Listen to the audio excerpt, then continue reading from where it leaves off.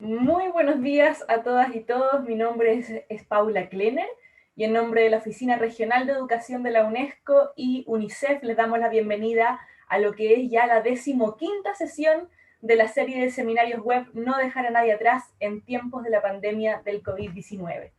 Como ya saben, quienes se han sumado a otras instancias de la serie, esta se encuentra inspirada en el principio central de la Agenda 2030 para el Desarrollo Sostenible y la Agenda de Educación 2030, destacando la prioridad de mantener el foco en las personas más vulnerables e históricamente marginadas en este contexto de crisis.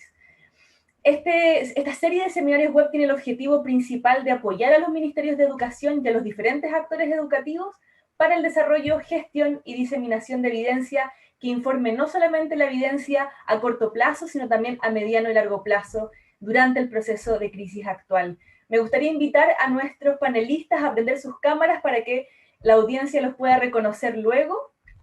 Vamos ahora a activar las cámaras de nuestros panelistas y contarles un poco los objetivos de esta sesión. La serie de seminarios web está siendo liderada por el Grupo Regional de Educación, que se encuentra a su vez coliderado por UNICEF y Save the Children, y esta sesión en específico tiene como objetivo reflexionar en torno al rol que cumple la evaluación en el derecho a la educación y cómo asegurar un uso adecuado de ella en contextos de crisis. Asimismo, vamos a discutir sobre los mecanismos pertinentes de evaluación que consideren las complejidades existentes en el contexto de pandemia y finalmente vamos a compartir experiencias nacionales de evaluación formativa, reflexionando en torno a los elementos relevantes a considerar para replicarlas en otros contextos. Para el abordaje de este tema y en términos de estructura del webinar, está dividido en una introducción temática, luego la presentación de actores clave y representantes de países de la región, una sección de preguntas y respuestas y finalmente el cierre con algunos mensajes claves sistematizados. Les recordamos que Zoom tiene una sección de preguntas y respuestas. Les pedimos por favor que señalen ahí también a quiénes van dirigidas las preguntas de los panelistas y en el caso de la audiencia que está conectada por YouTube, les pedimos puedan ir presentando sus preguntas en el chat y nuestros colegas que están conectados en ambas plataformas van a ir sistematizándolas para poder hacerlas llegar a los panelistas en la sección de preguntas y respuestas. Sabemos que este es un tema que ha generado especial interés en la región. Nos vienen pidiendo durante la serie que abordemos el problema, entre comillas, o el desafío de la evaluación en todos los chats probablemente de los seminarios web que hemos realizado hasta la fecha. Entonces, bueno, les comentamos que vamos a estar sistematizando no solamente las presentaciones, va a quedar grabada la sesión en nuestras diferentes plataformas y vamos a compartir material en la página del evento a posterior. Sin más demora, me gustaría darle el pase, la cámara y el micrófono a mi colega Carlos Enríquez, quien es coordinador del Laboratorio Latinoamericano de Evaluación de Calidad de la Educación, llamado el YESE, así que si nos escuchan decir YESE a lo largo de la sesión, vamos a estarnos refiriendo al laboratorio. Carlos es magíster en Gestión y Políticas Públicas de la Universidad de Chile, además es ingeniero, y por más de 2 décadas se ha desempeñado en cargos de responsabilidad en el ámbito educacional, tanto en el ámbito público como universitario. En su trayectoria fue gerente general de MIDEUC, director educativo de los centros escolares de Maipú, una de las comunas más grandes de Chile, y secretario ejecutivo de la Agencia de Calidad de Educación. Y hoy día se desempeña como coordinador del laboratorio en la Oficina Regional de la UNESCO para América Latina y el Caribe. Sin más demora, Carlos, tienes la palabra. Aprovecho de saludar a los más de 1000, creo, personas que ya están conectadas al momento en ambas plataformas. Nada más que reiterando el interés que ha generado la sesión. Así que adelante, Carlos, muchas gracias. Gracias a ti, Paula, y a toda la gente que nos escucha, a los panelistas en todos los países de América Latina y el Caribe, y vamos a tratar de contextualizar este desafío de cómo poner la evaluación al servicio del aprendizaje. La evaluación genera controversia muchas veces, pero lo que queremos tratar de poder aportar es una mirada propositiva al servicio del protagonismo de los estudiantes y también de nuestros maestros. Desde esa perspectiva, lo que quisiera como primero señalar son 4 elementos breves. El diagnóstico como anterior, como aporte, la necesidad también de mirar el currículum, qué entendemos por evaluación formativa a propósito también de esta conversación y discusión, y los aportes que vamos a tener hoy día de los cuatro panelistas en términos de abrir esta conversación y abrir esta discusión. Primero, como diagnóstico en lo que queremos aportar, desde el YESE tenemos 25 años y esta evaluación estandarizada que pretende entregar información para los países en cómo llegan a un esperado y dónde están, e información para la mejora.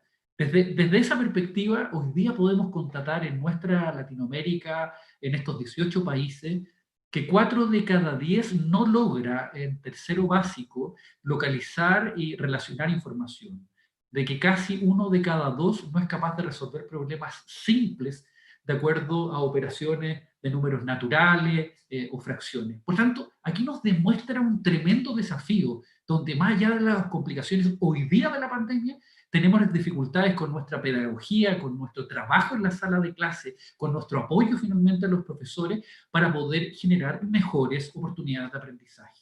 Desde esa perspectiva, son 19 países que hace la semana pasada entregamos un informe del laboratorio en lo que tiene que ver con qué esperan que aprendan los estudiantes de América Latina y el Caribe. Este informe está disponible para todos los que nos ven, para estos distintos profesores, maestros relacionados con el tema de educación en yeseunesco.org, y esta información muy visual para orientar esta conversación. Diciendo esto, la evaluación estandarizada también nos dice ciertos elementos que deberíamos desarrollar en cada uno de nuestros grupos de estudiantes. Y aquí hay una primera información. Nos dice que el 40% de los estudiantes logra localizar una información, pero no es capaz de relacionarla, que es el nivel 2 de lo que nosotros quisiéramos desarrollar. Tampoco es capaz de inferir, solo 1 de cada 4 lo hace, y de reconocer, de reflexionar, de emitir juicio, que es la habilidad central que quisiéramos desarrollar en ello.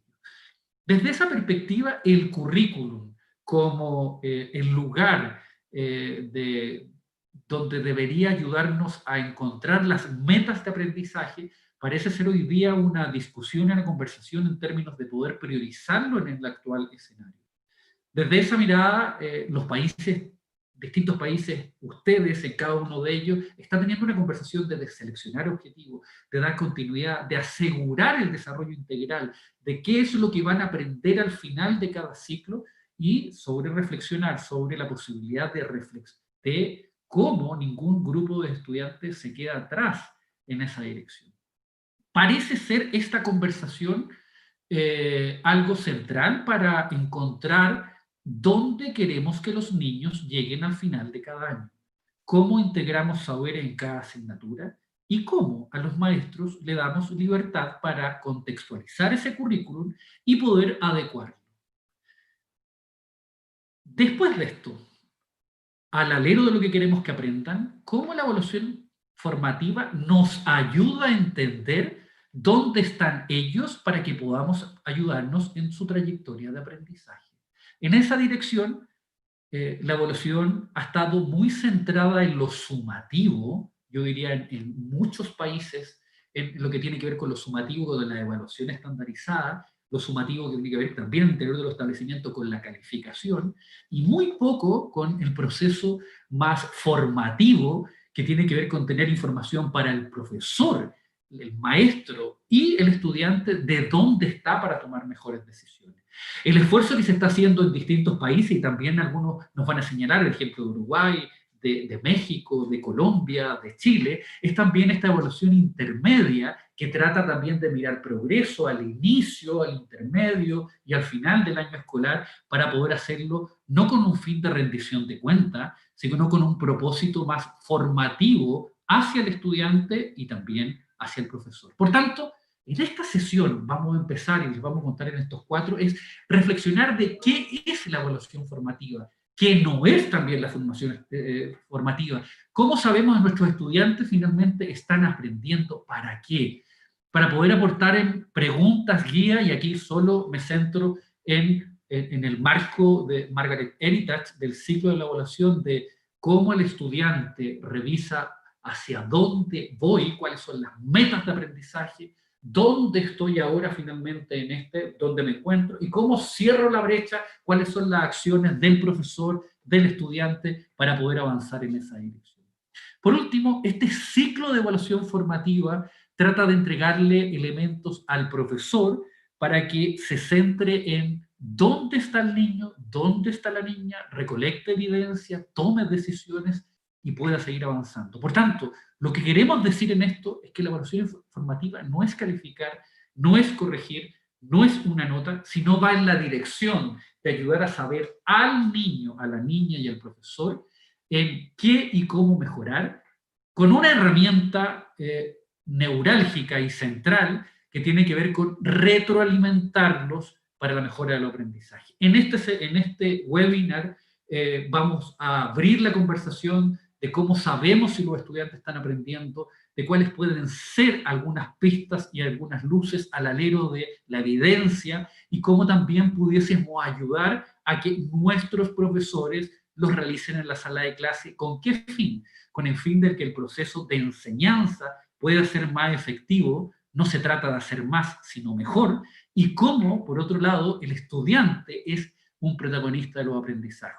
Hoy día tenemos 4 expositores, María Paulina Flotz, donde nos va a presentar la evaluación formativa. Es una oportunidad para promover los aprendizajes desde esta mirada propositiva, obviamente con las dificultades, con las tensiones que genera la evaluación, pero cómo dar luces en esa dirección. Segundo, Vincenzo Placo de UNICEF de Latinoamérica nos va a mostrar algunas experiencias de evaluación formativa en distintos contextos anteriores a la pandemia, qué se está haciendo en Latinoamérica y en otros lugares que pueden ayudarnos a qué es lo que marca la diferencia para poder monitorear, para poder ayudar a mirar los aprendizajes. Andrés Peri de Uruguay nos va a ayudar a mirar el caso de uruguayo, no solo desde una herramienta mucho más sistémica, sino que se ha instalado una conversación distinta con los maestros en el sistema escolar y también con sus propios estudiantes. Y por último, Francisco Miranda en México nos va a señalar el esfuerzo gigantesco que están realizando para también ampliar la mirada de evaluación, para que esta evaluación más formativa para el aprendizaje en estos contextos de pandemia pueda ser finalmente un aporte a los maestros, a los centros escolares y al aprendizaje finalmente de cada uno de los estudiantes. Esperamos que este webinar que estamos desarrollando en conjunto sirva para abrir la reflexión y esperamos también que sea el primer paso para que podamos también mapear práctica. Al final queremos también tener una invitación, Paula, para que los centros escolares, los profesores, los directivos, los maestros, nos envíen su experiencia de evaluación formativa para que podamos sistematizar e idealmente disponibilizar también para todos los colegas de la región.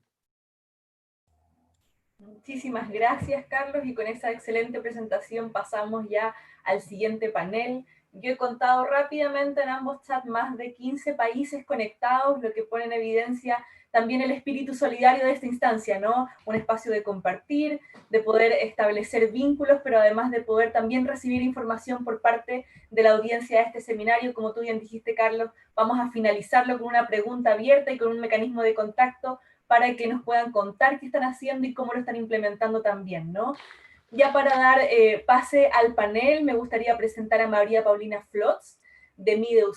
Paulina es psicóloga y doctora en psicología de la Pontificia Universidad Católica de Chile.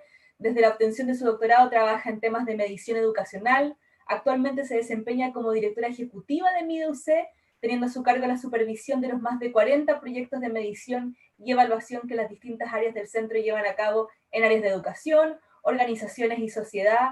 Muchísimas gracias, Paulina, por conectarte el día de hoy con nosotros. Te agradecemos la presencia. Sabemos que son días ocupados e intensos para los diferentes actores educativos, entonces muchísimas gracias de nuevo. Adelante, tienes todo el micrófono y la cámara para ti. Ok, muchas gracias, Paula. Muchas gracias a UNESCO por esta invitación. Me siento muy honrada de poder compartir unos minutos con esta audiencia tan heterogénea y diversa, pero con un objetivo que nos une a todos, ¿no? Que es pensar juntos cómo podemos hacer de la evaluación una acción pedagógica que favorezca los aprendizajes y no que los entorpezca o los detenga. Voy a compartir pantalla para poder mostrar una presentación que tengo preparada para esta ocasión. ¿Me dices ahí, Paula, se ve correctamente? Se ve perfecto, Paulina, y quiero hacer un único recordatorio. Van a ver que voy a apagar mi pantalla ahora. Como no quiero interrumpirlos en el proceso de su presentación, cuando la vuelva a prender va a significar que les quedan 2 minutos. ¿Te parece? Me parece muy elegante forma de decir que basta de hablar y que le dejen Pero pase a mis compañeros por del mí panel. durarían más horas, pero tenemos tiempos limitados y las agendas Y son difíciles. por Muchas supuesto, por gracias, supuesto. Paulina. Gracias, Paula. Bueno, y vamos entonces con esta presentación que más que compartir una experiencia, como va a ser el caso de algunos de los otros panelistas de esta sesión, esta básicamente es una presentación que busca entregar ciertas ideas o ciertos conceptos que nos ayuden a reflexionar y a pensar juntos. ¿Ah? Ese es un objetivo importante. Y me voy a tomar una pequeña licencia para señalar que tengo la convicción, compartida con varios colegas, que hoy más que nunca nuestros sistemas escolares se enfrentan a una disyuntiva en torno a la evaluación. Y esa disyuntiva la he querido caracterizar como ver a la evaluación como una villana o como una heroína. ¿Por qué? Voy a fundamentar. Desde una perspectiva de la evaluación o una mirada de la evaluación como sinónimo de calificar el rendimiento de nuestros estudiantes, claramente la evaluación podría terminar por convertirse en la villana de la película. La evaluación como sinónimo de recoger evidencia acerca del aprendizaje creo que nos otorga la posibilidad de asignar a la evaluación un cierto rol de heroína. ¿Por qué? Si nosotros concebimos la evaluación como sinónimo de calificación, claramente en estos tiempos más que nunca, la presión por asignar notas o calificaciones fortalece la visión de la evaluación como un trámite, un problema, un costo o incluso una tarea que tiene poco sentido. Complementariamente, si entendemos la evaluación como recoger o levantar evidencia acerca del aprendizaje de los estudiantes, la evaluación entonces se transforma en una oportunidad para acercarnos al proceso de aprendizaje de ellos a través de una recolección de evidencia significativa y, muy importantemente, de una retroalimentación formativa. De esa manera, la idea central que quiero transmitir es que si nosotros reducimos la evaluación y su potencial riqueza como fuente de información a una nota, a un número, estamos desaprovechando la oportunidad de apreciar y acercarnos a los logros de aprendizaje y los ámbitos de mejora que nuestros estudiantes tienen. Desde esa mirada, creo que las buenas evaluaciones que podamos hacer siempre, pero sobre todo en estos tiempos, pueden ser nuestra aliada al momento de implementar el proceso de enseñanza-aprendizaje. La información que la evaluación nos entrega acerca de cuánto han aprendido nuestros estudiantes y qué les falta por aprender es tener, creo yo, ocupando otra metáfora, es tener un foco o una luz que nos alumbra, que nos ilumina el proceso. Y creo que renunciar a esta luz, a este foco, es intentar avanzar a ciegas en este complejo mundo que estamos viviendo en el proceso educativo en estos meses, en este tiempo, en este año y quién sabe por cuánto tiempo más. Entonces, avanzar a ciegas es, creo, lo podemos entender como no poder avanzar a paso firme en el camino que nos hemos propuesto. ¿Qué camino? El camino de los logros de aprendizaje que hemos determinado como meta o como foco final de nuestros procesos educativos.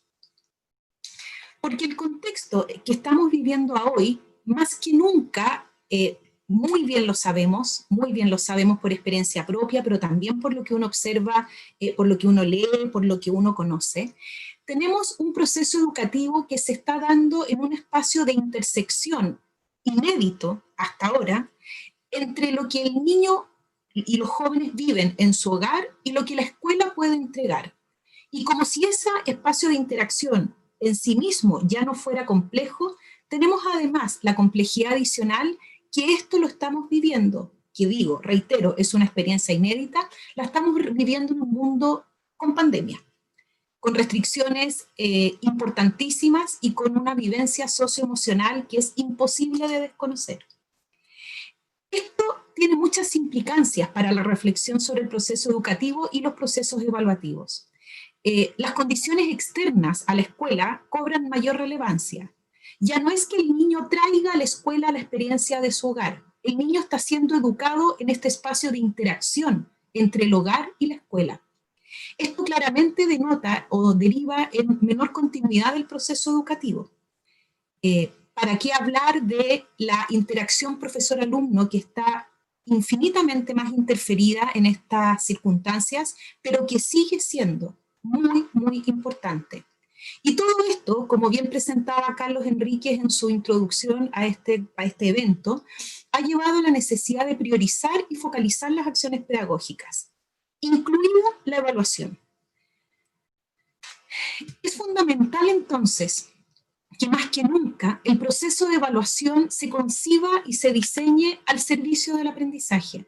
Nuestras acciones y decisiones pedagógicas destinadas a evaluar tienen que estar estratégicamente diseñadas para que efectivamente podamos monitorear el aprendizaje de los estudiantes en este periodo tan irregular, que recordemos, en la mayor parte del proceso, en la mayor parte de las realidades que nuestros países viven, es asincrónico. Aquí hago una pequeña digresión respecto de la diapositiva, pero la pretensión o el, no sé, sueño quizás que algunos han tenido de que es posible trabajar con los estudiantes conectados en línea de manera universal, es a estas alturas, lo tenemos claramente demostrado, es una quimera, es un sueño, no es real. Lo que la mayor parte de nuestros niños, nuestros jóvenes están viviendo son procesos asincrónicos, donde eventualmente pueden tener alguna conexión en línea con algunos de sus profesores, donde las realidades locales, socioeconómicas y de contexto cultural que ellos viven impiden que podamos, de alguna manera, comillas, replicar lo que ocurre en el aula a la situación real que estamos viviendo. Por eso es que nuestras acciones y decisiones pedagógicas tienen que ser tan estratégicas, porque estamos en un escenario donde necesitamos que todo lo que hagamos en el contexto educativo y con el foco que hoy estamos hablando en relación con la evaluación, podamos motivar a los estudiantes en su proceso y no al revés. Más que nunca necesitamos ser flexibles, necesitamos priorizar y necesitamos poner el foco en la retroalimentación. Avancemos en la concepción de evaluación, dado este contexto. La evaluación en el ejercicio de la docencia, como bien lo sabemos, cumple distintas funciones, funciones normativas para saber cuál es el rendimiento del curso y poner notas o asignar calificaciones. Tiene también una función certificadora para determinar quién pasa de curso y ampliamente constatado también cumple una función de control externo. Sabemos que si no hay nota o calificación, los alumnos o parte importante de nuestros alumnos no toman en serio las clases. La concepción tradicional de evaluación de esta manera está muy instalada, muy arraigada en nuestras formas de ser y actuar en el contexto escolar. La entendemos habitualmente o la vivimos como un hito aislado al final del proceso, con una connotación muchas veces punitiva asociada a ansiedades y amenazas. Para ninguno de nosotros es una experiencia grata ser evaluado.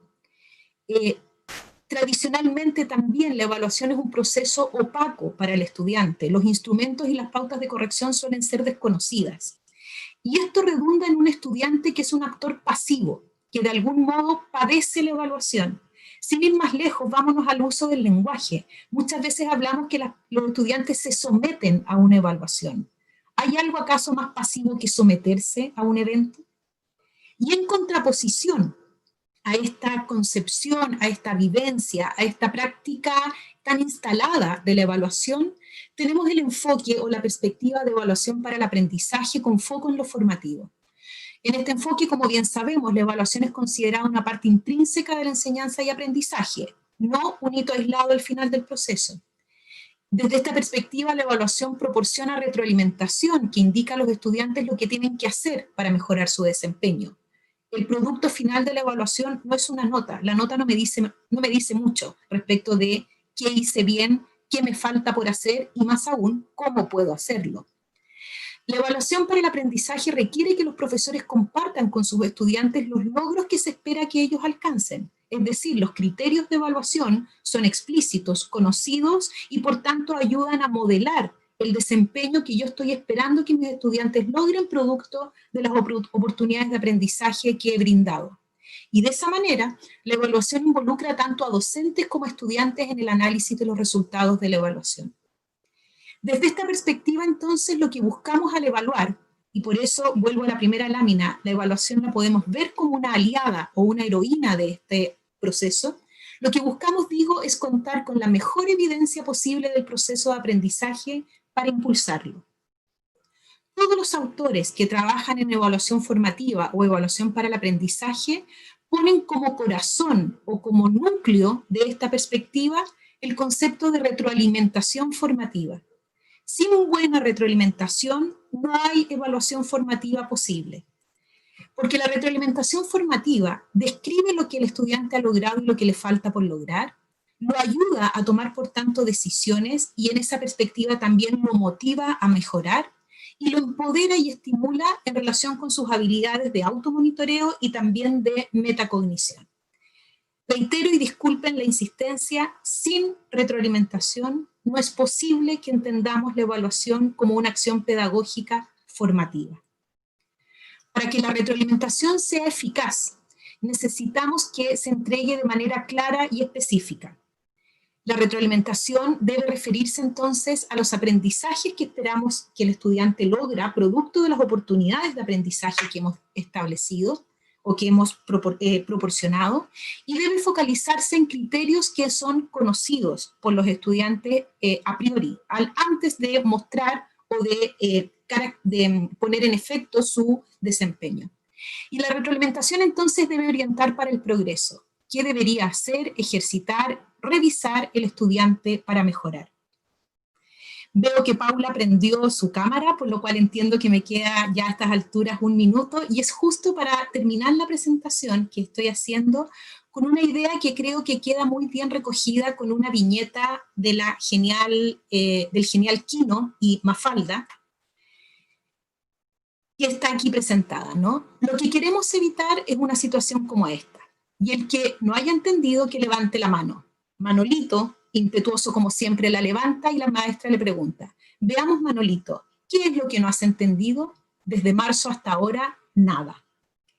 Esto, que es una situación caracterizada de manera, si ustedes quieren, humorística, nos revela que sin instancias de evaluación formativa durante el proceso de aprendizaje, hoy más que nunca nos podemos encontrar con muchos manolitos en nuestros grupos de estudiantes. Es decir, niños jóvenes que, habiendo pasado por un largo proceso de aprendizaje o de instancias que buscaban ese aprendizaje en estos meses, no lo hayan conseguido porque se nos quedaron atrás. Sin evaluación no vamos a saber que eso está pasando sino hasta el final, cuando ya no tengamos nada que hacer.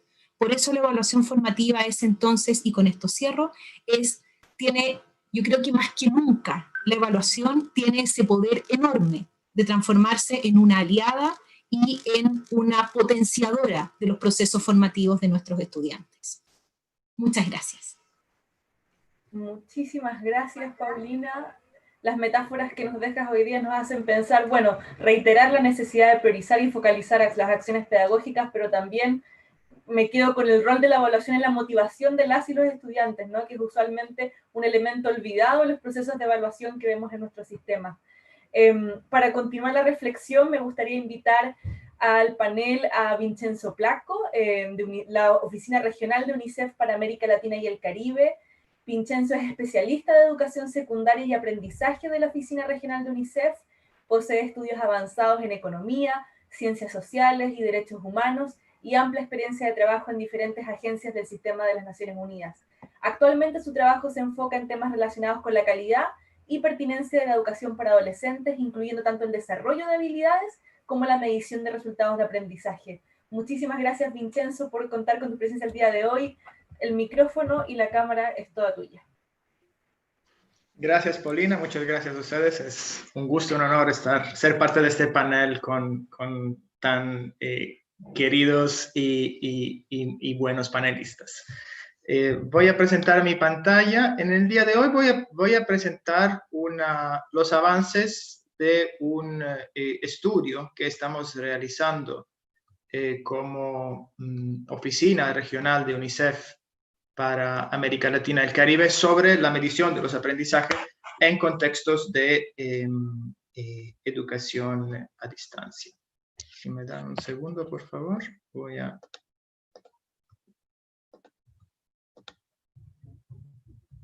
poner mi pantalla.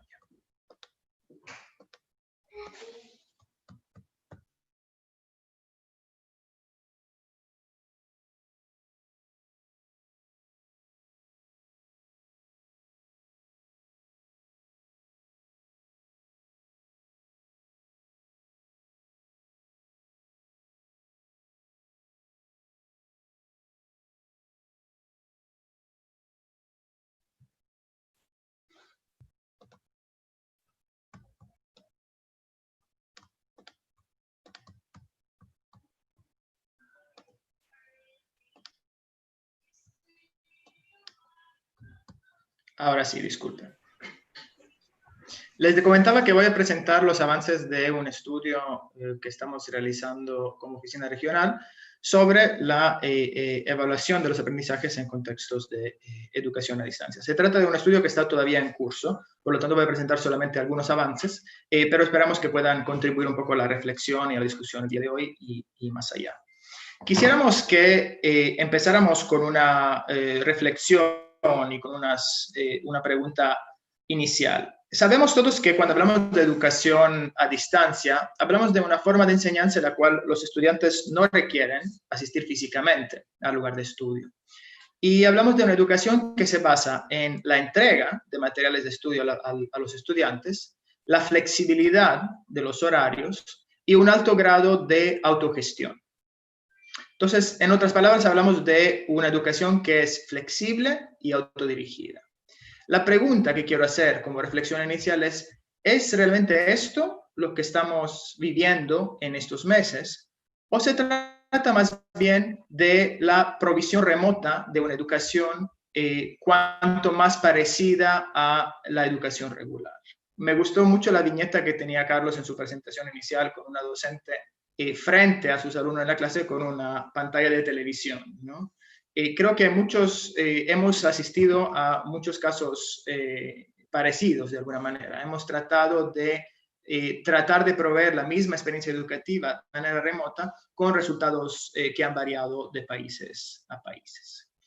Cuando hablamos de evaluación del aprendizaje en el contexto de COVID, necesitamos hacernos dos preguntas principales. Necesitamos preguntarnos, por un lado, hasta qué punto el sistema educativo asegura que las experiencias educativas sean lo suficientemente buenas como para garantizar que cada estudiante aprenda lo que se espera que aprenda. Y por otro lado, medir y investigar qué es lo que realmente los estudiantes están aprendiendo en las condiciones actuales. Algo muy relacionado con la última viñeta que presentaba Paulina. Vamos a presentar una serie de consideraciones importantes y preliminares para informar en los procesos de toma de decisiones sobre evaluaciones de aprendizaje en el contexto.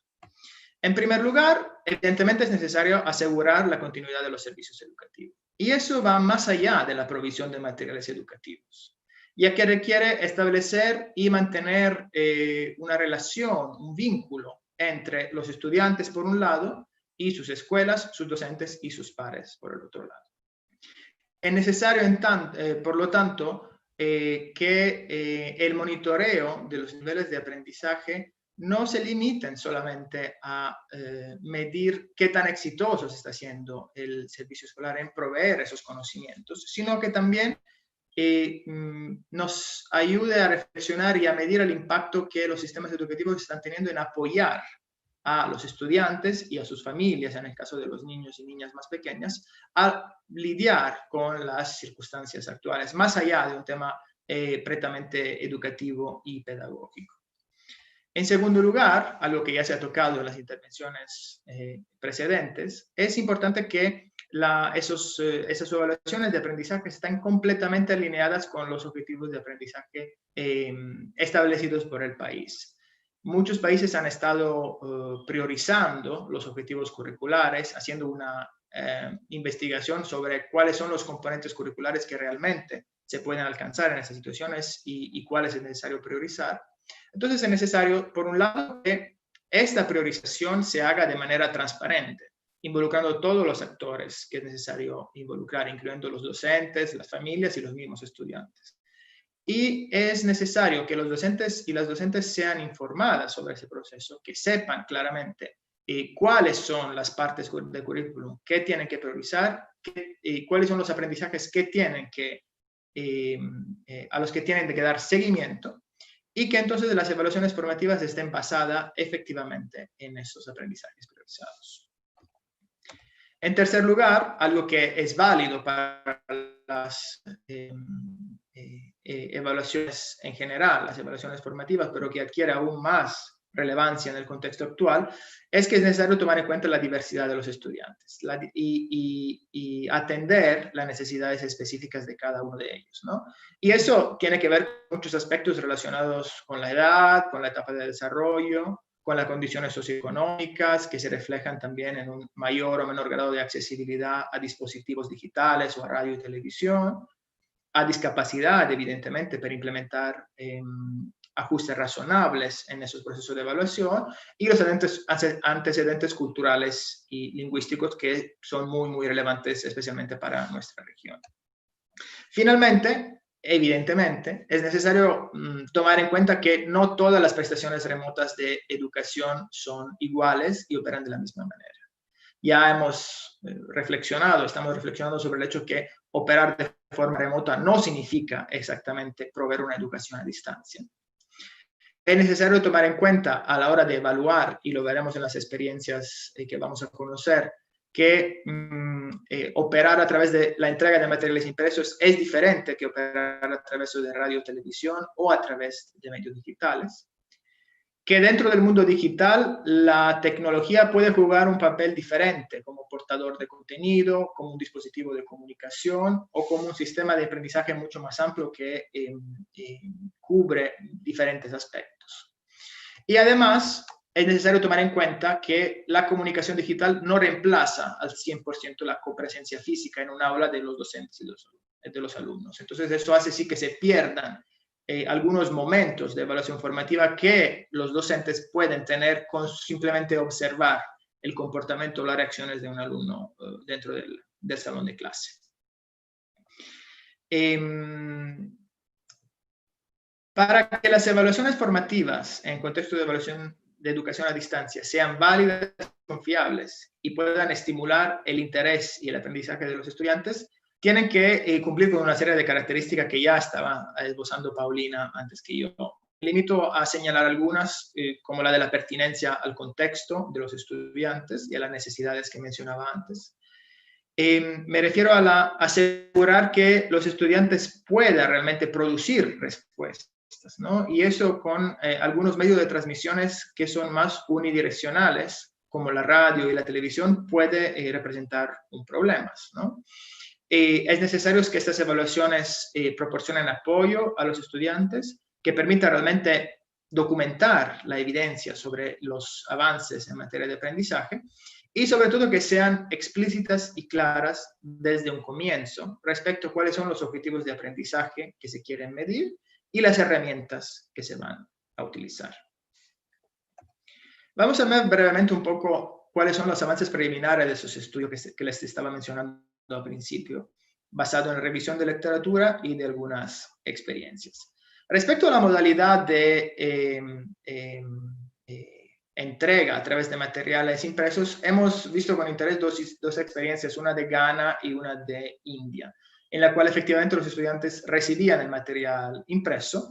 Y en estas dos experiencias, el monitoreo, en el caso específico de Ghana, el monitoreo del aprendizaje se hacía a través de un proceso que implicaba para los estudiantes responder a cuestionarios o hojas de trabajos relacionadas con las materias de aprendizaje y enviar por correo a los docentes o a los tutores estas respuestas.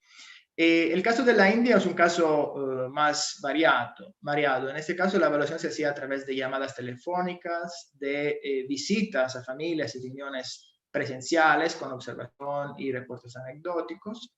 La elaboración de portafolios a ser entregados de manera periódica a los docentes, de manera física, digamos. Y luego un amplio recurso a pruebas con plazos flexibles, a pruebas a libro abierto, que permitan un poco también medir las capacidades de los estudiantes de buscar la información, y no solamente de aprender mnemónicamente unos conceptos y unos conocimientos, y un amplio recurso también a la autoevaluación y a la evaluación y retroalimentación por pares. Si pasamos a ver un poco la modalidad de entrega digital, digamos, una revisión de la literatura reciente de los últimos años nos ha llevado a identificar 6 métodos principales y más adelante veremos cómo algunos de esos están siendo utilizados en la práctica en el contexto actual. Uno es las pruebas de opción múltiples, ¿no? Que se pueden impartir a través de programas tan simples como el Google Form, a través de sistemas de gestiones de aprendizaje online. Otro método interesante son los one-minute notes, o sea, breves textos, breves diarios, breves reflexiones que permitan a los estudiantes transmitir al docente el conocimiento adquirido a través de esos breves textos que permitan justamente al docente dar seguimiento a estos procesos. Portafolios electrónicos, o sea, una colección de fotos, textos y documentos que pueden ser cargados en espacios y plataformas digitales o en sistemas de gestión de aprendizaje. Las viejas tareas o asignaciones realizadas de forma asincrónica que permiten a los docentes realizar sus trabajos y enviarlos directamente a los docentes, ya sea a través de sistemas de gestión de aprendizaje o a través de plataformas como WhatsApp, por ejemplo. Las herramientas de la web 2.0 como blogs y foros, que normalmente son integrados en los sistemas de gestión de aprendizaje y que permiten a los estudiantes tener conversaciones grupales sobre algunos temas, o sea, reflexiones personales, de manera que los docentes puedan interactuar con ellos y usar esas reflexiones y esos contenidos para hacer ajustes en sus modalidades de entrega de la educación digital. Y finalmente ha habido un auge, sobre todo en los últimos años, y en el contexto actual, de juegos online como quizzes u otros juegos que permiten hacer evaluaciones online, entonces a los docentes tocar con mano un poco los avances en materia de aprendizaje y a la vez permiten a los estudiantes poder reflexionar también sobre su respuesta y sobre sus propios niveles de conocimiento a través de una interfaz sencillo del juego que permite un poco quitar esta ansiedad, digamos, de la evaluación que mencionaba Paulina también en su intervención anterior. Dos ejemplos cortos respecto a la entrega por televisión y por radio, uno de Estados Unidos en la década de los 90 y uno de Sierra Leona más reciente en el contexto de la respuesta al ébola.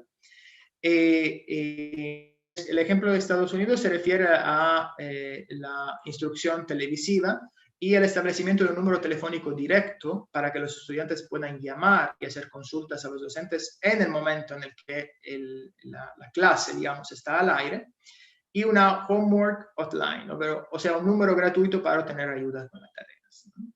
Se trata, les mencionaba, de una experiencia de los años 90, un poco vieja, digamos, y si se fijan, la comunicación telefónica es un poco unidireccional en ese sentido, va del estudiante al docente. La experiencia de Sierra Leona, que es más reciente y que se refiere al programa de educación radiofónica de emergencia, permitía no solamente a los estudiantes de llamar a los docentes para realizar preguntas, sino también ponía a disposición de los docentes la posibilidad de llamar a los estudiantes para apoyar y para dar seguimiento específico y monitorear un poco los logros de aprendizaje de ellos. Quisiera cerrar con 4 ejemplos recientes, esto sí relacionado con la respuesta actual a la pandemia de COVID-19, y ya veo Paula aparecer allá, entonces me voy a apurar para terminar.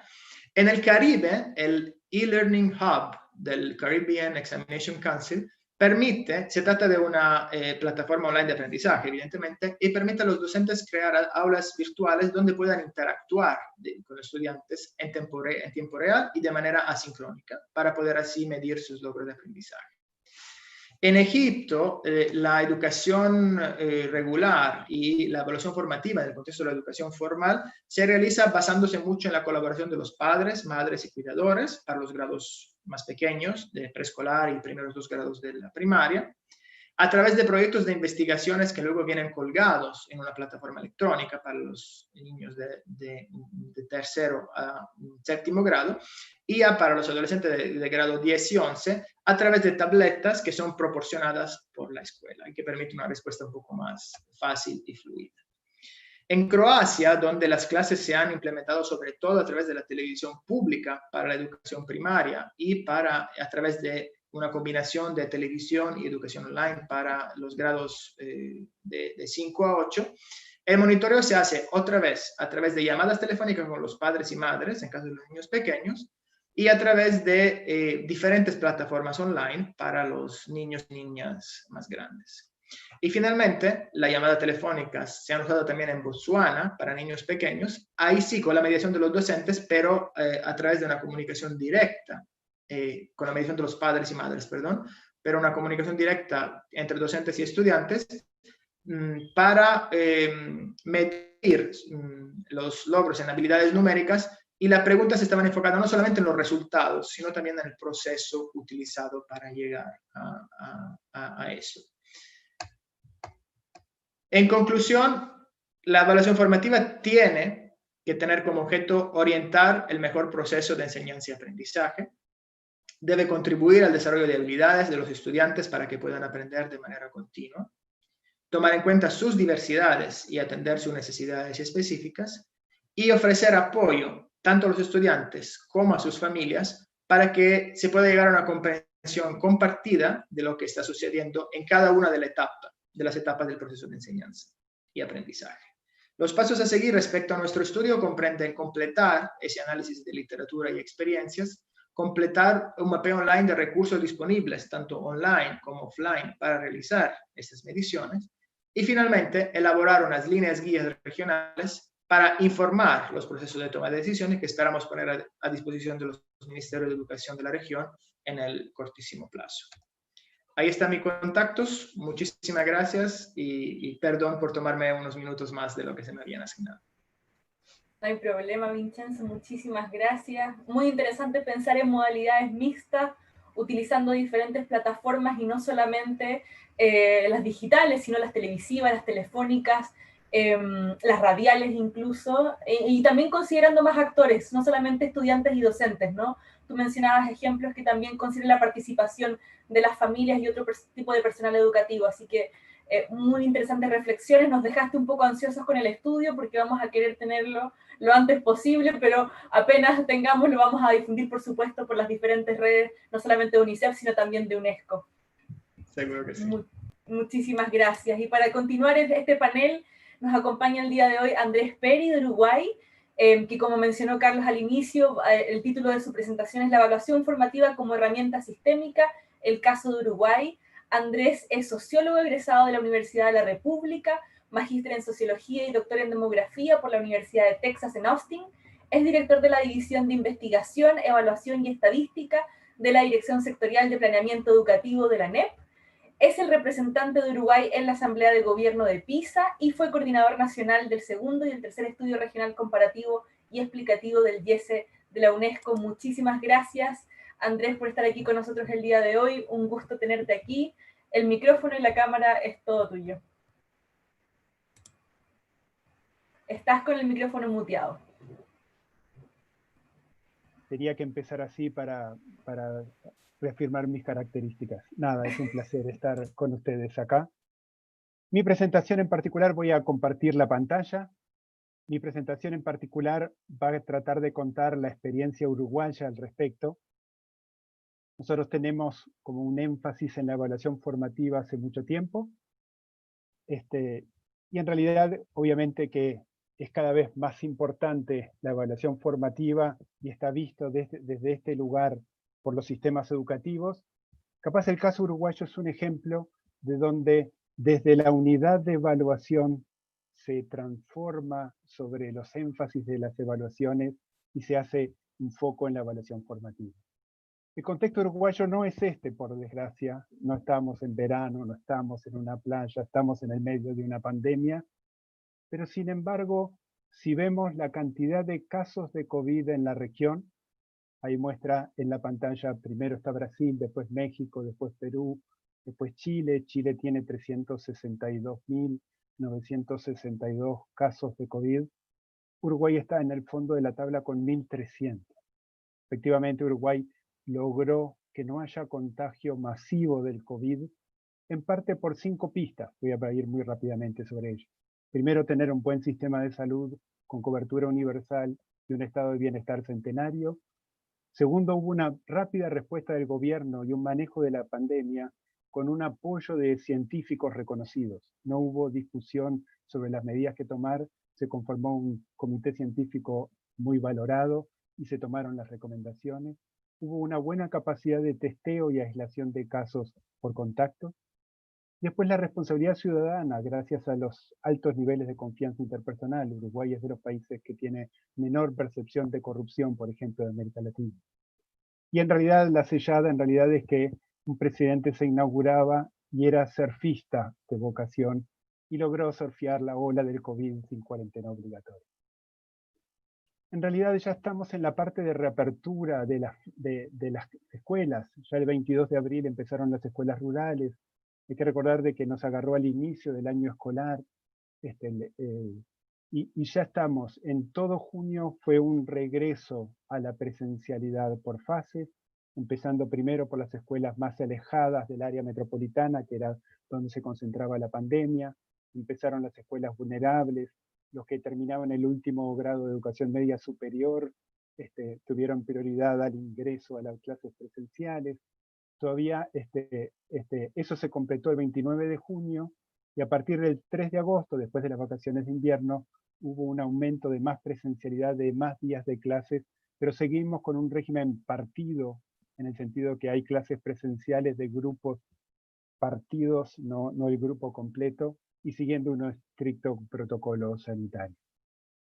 La fortaleza que tuvo Uruguay es gracias al Plan Ceibal y una alta conexión a Internet, logró ahondar o surfear tal vez algunos de los efectos más dramáticos, pero sí tiene un riesgo de mayor inequidad del sistema cuando se depende de recursos para acceder. El aula es hiperdemocratizadora y la extrañamos. En realidad, cuando dependemos de conexiones o dispositivos, se genera este aumento de la inequidad que hay que estar muy atentos. Y por eso ahora los voy a invitar a un chateo express y quiero que en el chat me pongan en 30 segundos qué tipo de prácticas o de estrategias de intervención creen que son más importantes para mejorar los aprendizajes de los estudiantes. Así que me gustaría que en los próximos 30 segundos escriban en el chat. Voy a intentar mostrar mis habilidades digitales y mirar lo que ustedes escriban mientras hago esto. El apoyo emocional, la autoevaluación, la interactividad, la aplicación de conocimiento de problemas reales, estrategias de desarrollo, gamificación, la evaluación auténtica, evaluación emocional, y me estoy cansando de tantas propuestas que nos están haciendo. Simplemente yo voy a volver a la pantalla si lo logro. Me parece que son todas muy buenas propuestas. De hecho, en realidad, a ver si logro con esta habilidad volver a mi presentación, que es lo que yo temía que me podía pasar, y vuelvo a mi presentación. En realidad, los estudios lo que muestran es que para la evaluación formativa es de los elementos más importantes a la hora de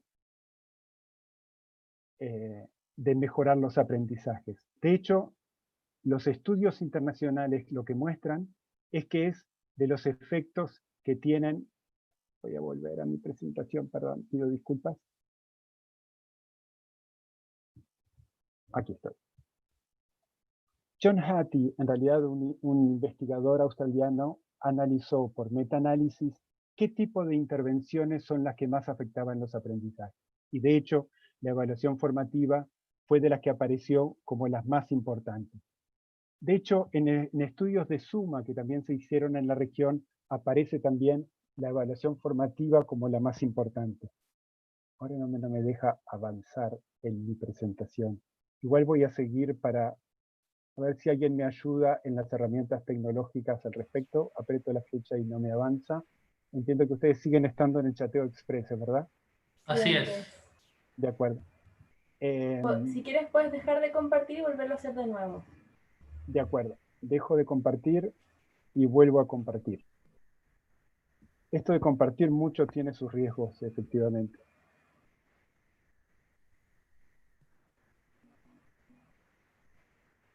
Sigue trancada. Igual voy a... ¿Y si haces clic en la diapositiva? Hago clic en la diapositiva. E intentas ahora... Perdón. Se ha detenido la función compartir pantalla porque la ventana compartida está cerrada. Ahora voy a volver a compartir pantalla. Comparto pantalla. La agrando. Y avanzo. Perfecto. Ahí. Perdón. Los estudios SUMA, como les comentaba, muestra de que la retroalimentación formativa es una de las intervenciones que tiene alto impacto y bajo costo. No voy a hablar sobre la importancia de la evaluación formativa porque ya lo hizo Paulina. En realidad, en la organización de la evaluación en Uruguay está la Administración Nacional de Educación Pública, que es como si fuese en cualquier otro país el Ministerio de Educación, que es el que yo represento. Y después, en estos años se conformó el Instituto Nacional de Evaluación Educativa, y acá lo que muestra es los distintos tipos de énfasis de la evaluación. Generalmente la evaluación en la región desde los institutos de evaluación estaba más centrada en una evaluación de logros de aprendizaje al final de los periodos y más con un sentido de rendición de cuentas, como lo mostraba Paulina. En realidad, desde la administración educativa hacemos más un énfasis en la evaluación formativa, que es una propuesta más de carácter universal y que el foco es mejorar los aprendizajes. Lo que les voy a contar es justamente la experiencia de evaluación formativa en línea que hemos desarrollado en el Uruguay. Hace más de 10 años que se aplican, y un poco entre las evaluaciones de sistema y la evaluación de aula, la evaluación en línea está en este conjunto de intersección en realidad. De hecho, cuando la queremos clasificar, nos cuesta clasificarla frente a los tipos de evaluación que se hace. ¿Por qué? Porque es una evaluación estandarizada, central, pero que la activa el maestro en su clase cuando él decide activarla. Por eso es como un híbrido en términos de eso. Decimos que es no canónica en términos de las clasificaciones tradicionales de evaluación. Acá en realidad muestra que un inicio de una evaluación en línea. ¿Qué es lo que es? En realidad es una evaluación para el aprendizaje, no del aprendizaje. Es una evaluación que se hace desde tercero de primaria, cuarto, quinto y sexto, séptimo, octavo y noveno. Se evalúa lectura, matemática y ciencias naturales. Se realiza a principio de año en educación media y a mitad de año en educación primaria para tener tiempo suficiente para seguir enseñando. No sustituye las evaluaciones que realiza cotidianamente los docentes en su aula, sino que las complementa y se aplica en línea por computadora gracias al Plan Ceibal. Es cierto que Uruguay tiene esa ventaja de tener una gran inserción, digamos, de computadoras y de dispositivos. En realidad tiene portales para cada uno de los actores relevantes. En el portal de docentes es donde se aplican las pruebas. Yo no lo voy a recorrer por todas las actividades, simplemente mostrarle que es un portal definido para la devolución y para que el maestro pueda analizar el resultado de una prueba. De hecho, al final le muestra una matriz donde le parecen qué contestó cada uno de sus estudiantes en cada una de las propuestas que se les presentó. Entonces él puede ver qué le pasó a un estudiante en particular o qué pasó con una actividad en particular y a su vez ver cómo su grupo respondió frente a una de esas acciones. ¿Cuáles son sus rasgos distintivos? En realidad son tres. El primero es la acción formativa como piedra angular del trabajo. Lo hacemos para retroalimentar. La segunda cuestión es la instalación de referentes conceptuales comunes. A veces es difícil operacionalizar el currículum y la evaluación es una forma de hacerlo. Y tercero, es que lo que vimos cuando empezamos a hacer estas cuestiones es que es muy distinto la evaluación cuando podemos retroalimentar en tiempo real, que es un cambio enorme frente a lo que eran las evaluaciones tradicionales. En realidad es una evaluación que no asigna una calificación al alumno, sirve solamente para mejorar el aprendizaje, simplemente muestra qué pasó con ese alumno cuando se enfrentó a esa propuesta en particular de evaluación. Lo que pretende es fomentar reflexión entre profesionales de la educación. La idea es generar un ámbito de reflexión con otros maestros o profesores después de cada ciclo e incluye actividades de evaluación con potencial de ser trabajadas como actividades de enseñanza. Al permitir este referente común, se estructura también de acuerdo a los programas vigentes y las directivas de los consejos de la Administración Nacional de Educación Pública, e incluye esta mirada disciplinar donde aparecen distintos actores contribuyendo a eso. Se hace sobre todo para planear intervenciones oportunas, planificar y reflexionar sobre cuáles son las dificultades que tienen nuestros estudiantes a la hora de enfrentar estos temas. En realidad analizamos la evaluación en línea frente a estos elementos de Michael Fullan, un académico de la Universidad de Ontario, de qué en qué aspectos se imbuían de sus ideas. Y la primera cuestión es romper el aislamiento del aula. No vamos a mejorar los sistemas educativos si no nos interaccionamos como aulas y con instrumentos. Segundo, crear capacidades colectivas. La docencia es esencialmente una actividad colectiva porque todos tenemos a los estudiantes un solo pedacito de ese trayecto largo de 12 años. Necesitamos alineamiento para que el aprendizaje sea acumulativo. Tercero, la evaluación en línea lo que permite es hacer foco en los aprendizajes fundamentales. De hecho, en este ciclo que va a empezar ahora, está alineado a las directivas de esos aprendizajes fundamentales que se decidió priorizar en este contexto de pandemia. Cuarto, la posibilidad de mostrar aprendizajes y explicarlos. ¿Qué pasó con mis estudiantes cuando se enfrentaron a la evaluación en línea? Y en realidad es generar un ámbito con evidencia para mostrar cuántos de mis estudiantes comprendieron ese texto. Eso que planteaba Carlos Enríquez, que es una de las dificultades de nuestra región, tener elementos para discutir durante el año sobre esos aspectos. La quinta cuestión es el alineamiento de 3 niveles. La evaluación como instrumento de diálogo permite alinear el aula con la escuela y la jurisdicción para tener un diálogo compartido con respecto a eso. Y por último, la rendición de cuentas no punitiva, que es, bueno, ¿y qué vamos a hacer con esto que nos pasó y cómo contestaron los estudiantes? De hecho, el sistema de evaluación de aprendizaje se llama SEA, Sistema de Evaluación de Aprendizaje, y siempre decimos, y que sea lo que sea, que es partir de la realidad para intervenirla, sin juzgamientos. Esa es la parte fundamental. En realidad es un ejemplo de integración de pedagogía con la tecnología para la mejora del sistema educativo. En realidad, el cambio se va a dar empoderando y creando capacidades entre docentes, analizando más allá del aislamiento del aula, sino rompiéndolo y creando capacidades. Segundo, con un mejoramiento de la pedagogía y las prácticas pedagógicas, que es lo que permite la evaluación en línea, hacer un análisis a partir del error y las ideas previas que tienen los estudiantes, hay que trabajar sobre ellas, hacer investigación-acción para ver por qué mis estudiantes no pudieron responder estas actividades propuestas y seguir trabajando sin presión y sin nota, que es la otra cuestión importante.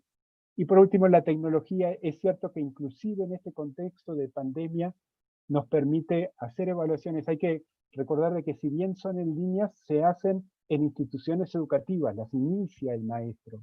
No son para un contexto de hacer ahora desde la casa, están pensadas para esa lógica. Es cierto que hemos hecho hasta actividades para resolver en la casa en el contexto de pandemia, pero más al principio del año. Ahora, como ya hemos vuelto a la semipresencialidad, estamos proponiendo actividades a su vez más pequeñas para que el ciclo de evaluación y retroalimentación sea más corto. Para terminar, porque ya Paula activó su cámara, simplemente esta cuestión importante, decir que esto ve al docente como un profesional que toma decisiones en base a distintas evidencias, trabajo de clase, tareas domiciliarias, pruebas, evaluación en línea, etc. Creo que tiene un efecto interesante de trabajar sobre el error y la evidencia. Es muy interesante ver salas de profesores cuando se juntan y dicen, ¿viste la actividad de matemática que pusieron? ¿Cómo le fue a los tuyos? Ese diálogo frágil pero local me parece que es de las cosas interesantes a rescatar. Y la tercera cuestión es posibilidad de detectar fortalezas y debilidades durante el año lectivo para diseñar estrategias oportunas y que no le pase lo que le pasó a Manolito, que mostraba Paulina en su slide. Y para terminar, en realidad, los sistemas de evaluación podrían generar una combinación sinérgica entre evaluaciones formativas durante el año lectivo y evaluaciones de logro más a fin de año. La evaluación como palanca de cambio y como instrumento de diálogo pueden ser visiones complementarias a la tradicional de rendición de cuentas, como mostraba Paulina. Y si bien la evaluación formativa es más propia de las evaluaciones de aula, también puede ser una herramienta sistémica, como lo muestra la experiencia uruguaya. Eso es un poco lo que quería compartir con ustedes en esta presentación. Muchas gracias. Muchísimas gracias, Andrés. insististe de manera muy certera sobre la relevancia de la retroalimentación, nuevamente el rol de los diferentes actores en el proceso evaluativo, pero también el énfasis en la recursividad del proceso, ¿no? No se limita solamente a la finalización de la evaluación, sino también hay un proceso de intercambio con otros actores que parece fundamental y que de hecho ha sido también mencionado por algunas personas en el chat durante tu presentación. Muchísimas gracias. Hay preguntas para ti, Andrés, también, entonces la sección de preguntas y respuestas ya se está enriqueciendo. Pero para finalizar el panel, y último pero no menos importante, tenemos a Francisco Miranda. Francisco es doctor en Ciencias Sociales por el Colegio de México y miembro del Sistema Nacional de Investigadores. Ha sido profesor e investigador de tiempo completo de la Facultad Latinoamericana de Ciencias Sociales Flaxo, sede en México. Actualmente con licencia, fue titular de la Unidad de Normatividad y Política Educativa del Instituto Nacional para la Evaluación de la Educación, INE, y actualmente se desempeña como titular de la de la Unidad de Evaluación Diagnóstica de la Comisión Nacional para la Mejora Continua de la Educación en México. Muchísimas gracias, Francisco, por tu presencia el día de hoy. Te cuento que ya tenemos más de 1.300 personas conectadas a lo largo de América Latina, así que un público muy interesado en los temas a tratar en esta sesión. Adelante, Francisco. Muchas gracias. Buenos días a todos. Quiero expresar mi agradecimiento al equipo de OREAC, del IESE, y también pues expresarle mi agradecimiento a Paulina, Carlos y a Vincenzo por darme la oportunidad de compartir estas reflexiones en este espacio al que nos han convocado. Voy a mostrar igual mi presentación, espero que no tenga problemas. ¿La ven ahí? Sí, perfecto.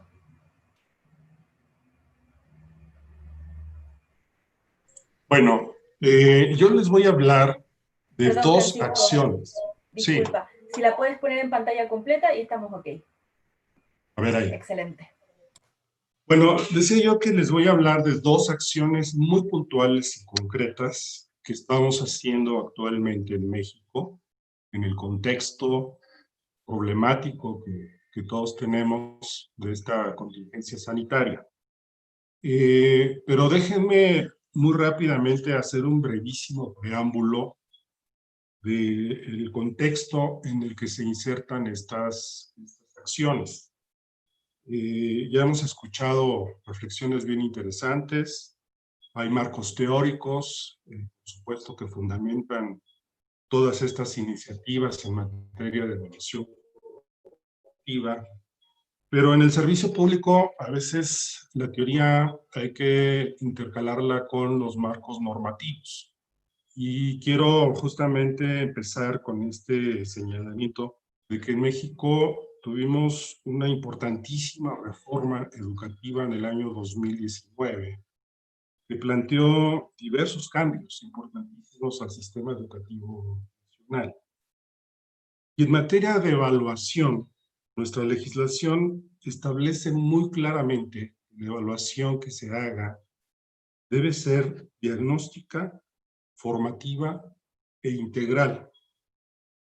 Y señala que debe de fundamentarse en juicios basados en evidencia sobre las cualidades de los actores, instituciones o procesos del sistema educativo nacional con la finalidad de contar con una retroalimentación que promueva una acción de mejora de la educación.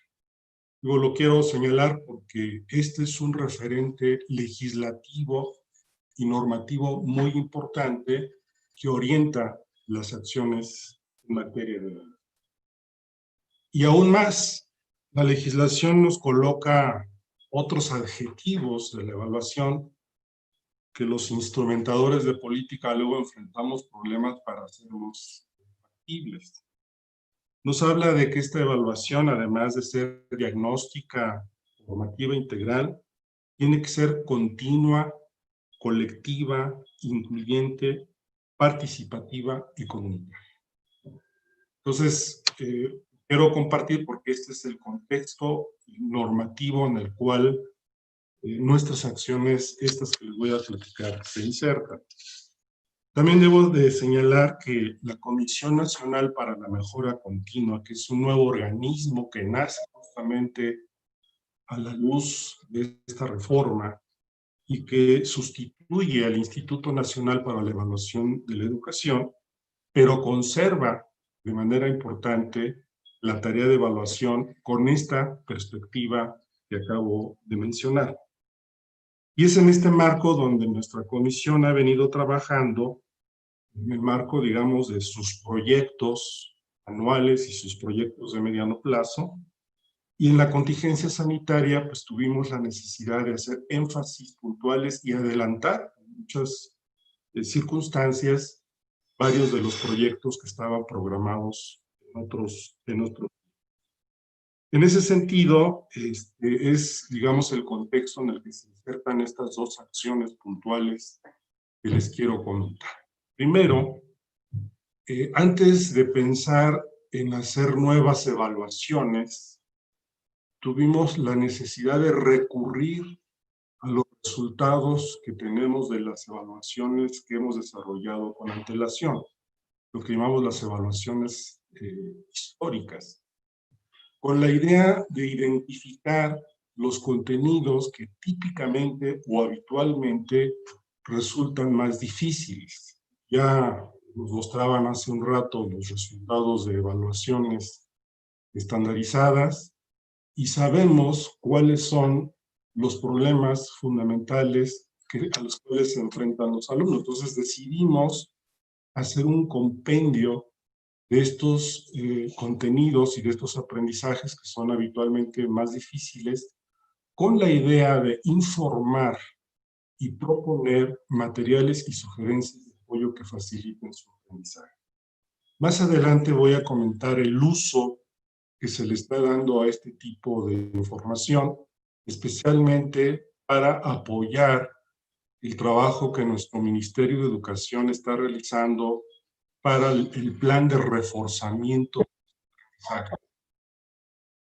La segunda acción, más de amplio espectro, tiene que ver con el diseño y aplicación de instrumentos con fines diagnósticos y formativos de estudiantes de segundo a sexto grado de educación primaria y de primero a tercer grado de educación secundaria, equivale a los grados 02 a 09, con la idea de que pudieran aplicarse al inicio del ciclo escolar y con base en ello ofrecer a los docentes recomendaciones didácticas que apoyen la adquisición y el fortalecimiento de estos aprendizajes. Déjenme muy rápidamente platicarles la estructura de estas dos acciones puntuales. Aquí lo que ven es que privilegiamos lo que llamamos los niveles de transición. El sexto de primaria es el último grado de nuestro nivel básico y es lo que antecede, digamos, al ingreso de la secundaria, el tramo de la secundaria baja, y creemos que ahí era muy importante poner el énfasis, y no solamente en las, digamos, asignaturas tradicionales, como es lenguaje, comunicación y matemáticas, sino también en otras asignaturas de las cuales disponemos de información en nuestras evaluaciones, y creemos importante también colocar en este escenario, que es el caso de ciencias naturales y formación cívica y ética. Y ustedes ven las evaluaciones que hemos aplicado en años anteriores, son el referente para este tipo de análisis que hemos desarrollado, y además lo hemos hecho por tipos de servicio, porque las condiciones de cada uno de estos servicios es diferente. Los servicios generales, públicos, los servicios de educación indígena y los servicios comunitarios que atiende el Consejo Nacional de Fomento Educativo. Y también pusimos el énfasis en este nivel de transición, que es el tercer grado de educación secundaria, que es la antesala para ingresar a la secundaria alta. También en estas asignaturas, lenguaje y comunicación, matemáticas, ciencias, especialmente en biología, y formación cívica y ética, y también se plantean estos compendios de contenidos de aprendizaje por tipos de servicio: la secundaria general, la técnica, la telesecundaria y también las secundarias comunitarias. Este es un resumen del tipo de información que estamos compartiendo con el Ministerio de Educación y que de hecho ya fue entregado. Están los grados, están las asignaturas, están estos contenidos identificados como más difíciles en función de las respuestas correctas o incorrectas que planteaban, que asignan los estudiantes en las pruebas, y se relacionan con los aprendizajes esperados. Y esto también empieza a caminar para poder identificar contenidos que resultan ser fundamentales y eventualmente prioritarios por el nivel de dificultad y porque también reflejan segmentos fundamentales en los currículums nacionales de cada uno de los niveles educativos.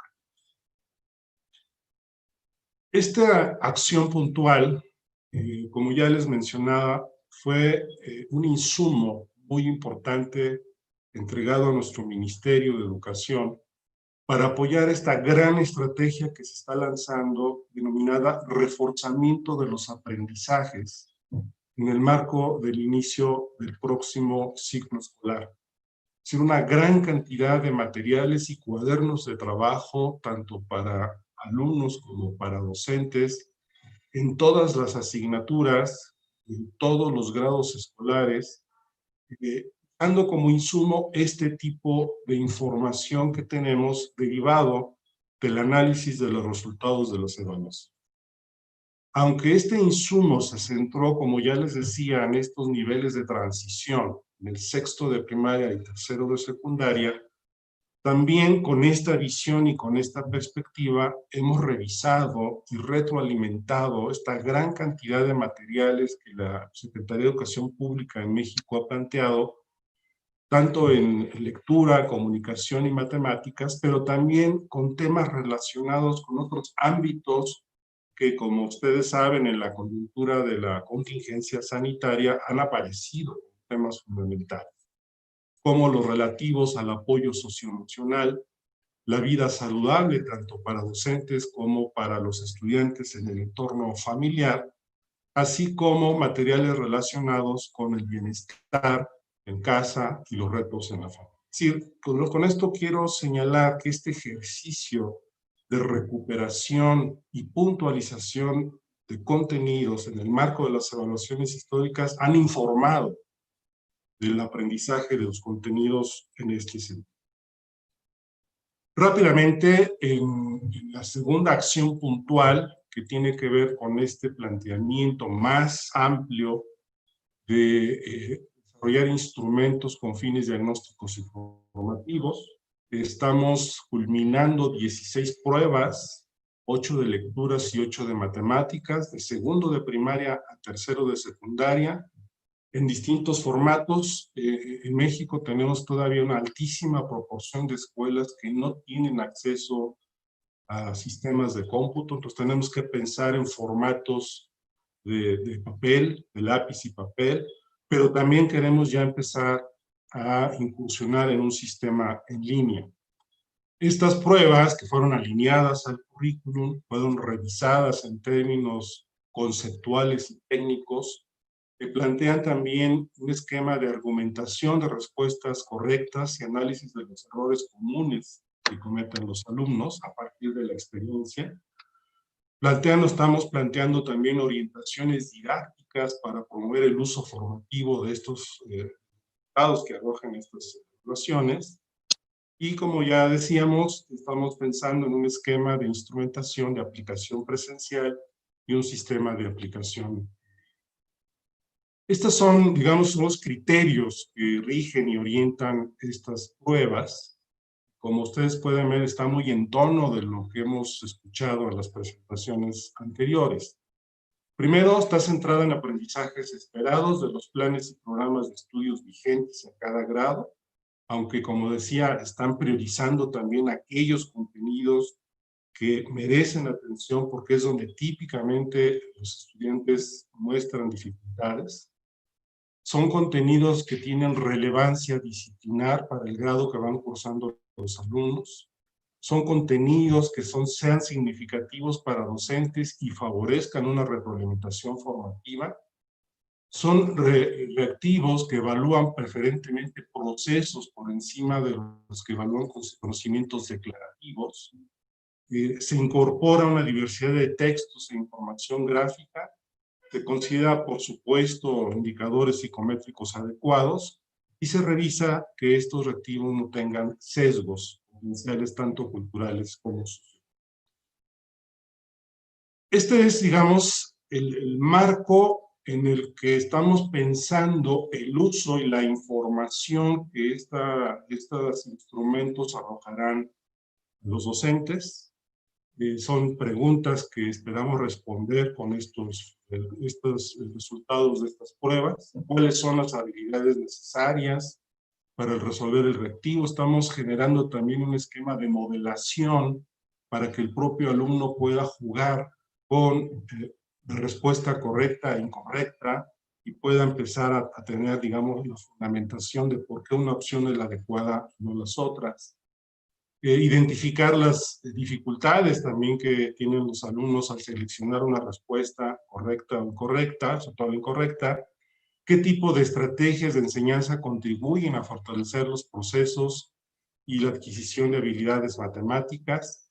Y estamos planteando también secuencias didácticas que permitan el fortalecimiento de estas habilidades fundamentales, y estamos haciendo conexiones también con recursos y materiales que están en la nube, en la red, con todo un esfuerzo de curaduría de estos recursos.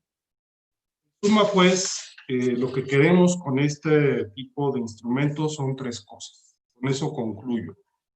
Primero, propiciar discusiones acerca de los errores más frecuentes que cometen los alumnos con el propósito de generar estrategias de fortalecimiento. En segundo lugar, favorecer reflexiones en los alumnos acerca de lo que ya dominan y sobre sus errores más frecuentes. Y en tercer lugar, como ya lo comenté, brindar a los docentes recomendaciones didácticas que apoyen la adquisición y el fortalecimiento de aprendizajes evaluados con estos instrumentos, con énfasis en los resultados más difíciles para los alumnos. Ese es, digamos, el planteamiento que yo quería compartir con ustedes. Muchas gracias. Muchísimas gracias, Francisco. El chat también tenemos preguntas para ti, así que con estas presentaciones podemos dar inicio a la sección de preguntas y respuestas. Queremos asegurar que hay un espacio para esta reflexión. Y si les parece bien, Francisco, te pido poder dejar de compartir la pantalla para... perfecto, ahí está todo ok. Para poder ver a todos nuestros presentadores. Andrés, Vincenzo, los invito a prender sus cámaras porque también hay preguntas para ustedes.